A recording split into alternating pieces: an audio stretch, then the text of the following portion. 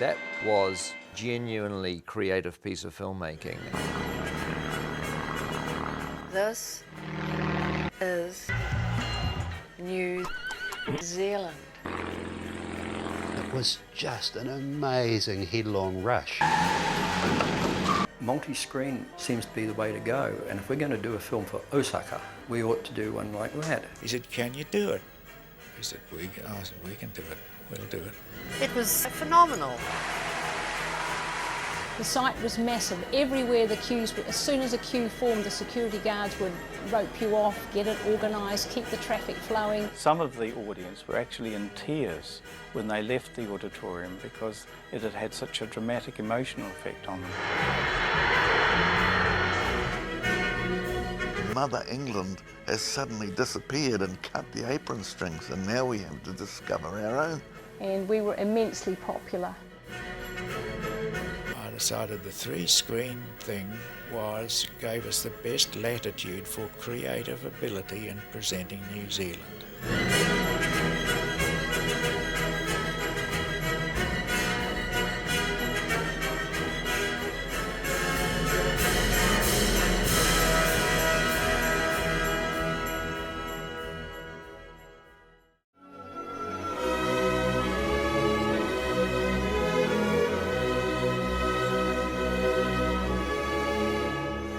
This whole business of Britain joining the EEC has had a profound effect at grassroots level on New Zealanders' desire to find their own culture.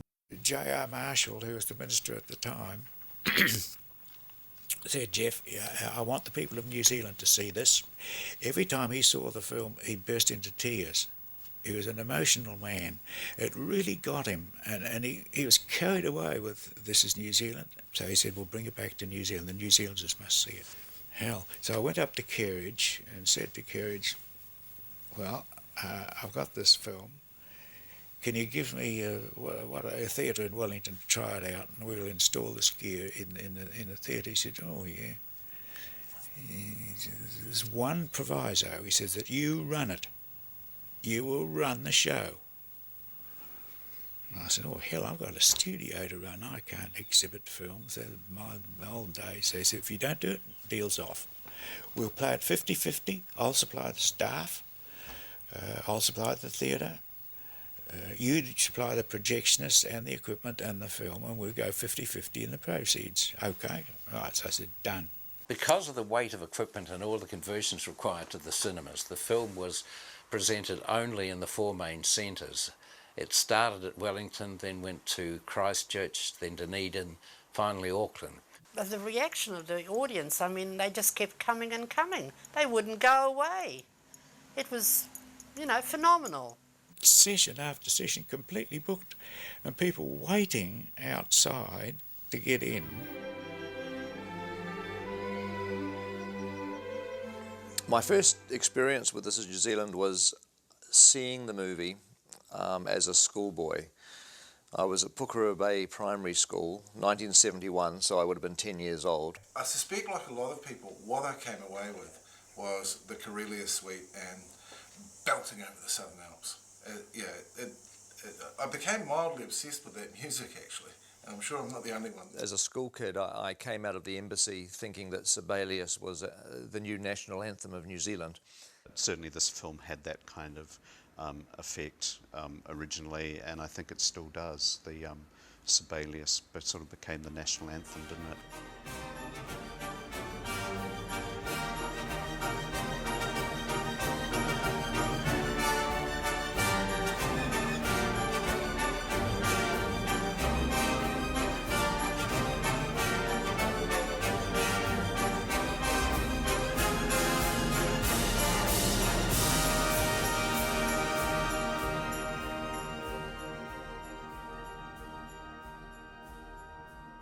And you couldn't find a more perfect music score to accompany the film. Interesting how something written for Finland that spirit has worked so well for New Zealand. Although it did take 40 years for the restoration of This is New Zealand to happen, I think there were a lot of people in New Zealand who have been trying to bring the film back, and there's been certain key things that have stopped that. At Archives we didn't have 3 projectors, let alone all the other paraphernalia that was necessary. I mean, it's odd that this film, you know, went unseen for so long, for more than 3 decades, but in a way this is actually the right time for it to emerge.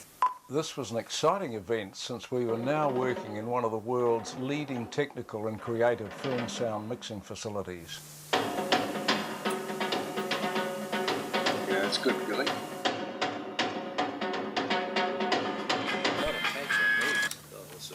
Working with sound mixers, Gilbert Lake and John Neal, in every sound designer's dream environment, we brought the soundtrack of This Is New Zealand right back to the top of contemporary cinematic standards.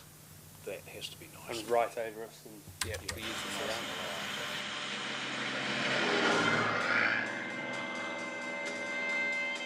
Nice to use the surrounds for something specific. Yeah, it is. And we sure didn't have that 40 years ago. Well, this could be amazing, and you know, it was made for Expo 70, and let's go along and see what it's like. I remember looking over at Greg throughout it and thinking, my God, this is just so cool, and both of us feeling just gobsmacked at how totally us it was. The way New Zealand is portrayed in the film in 1970 is a very honest one.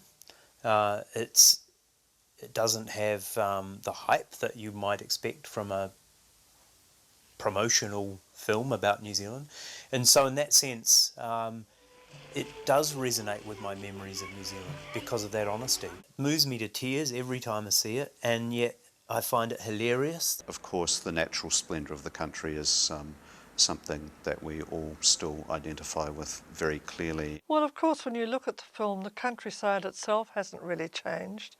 I love driving around New Zealand, and it's there, of course, that the land endures.